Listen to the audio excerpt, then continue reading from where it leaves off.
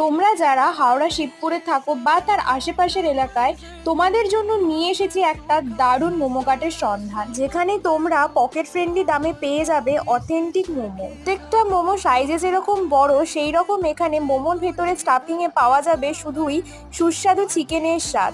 আর এইটা ছিল নেপালি স্টাইল ঝোল মোমো, যেটার দাম নিয়েছিল 100 টাকা, আর এক প্লেটে 5 পিস ছিল। আর এই হচ্ছে এখনকার ট্রেন্ডিং গন্ধরাজ মোমো, এটার এক প্লেটের দাম ছিল 70 টাকা।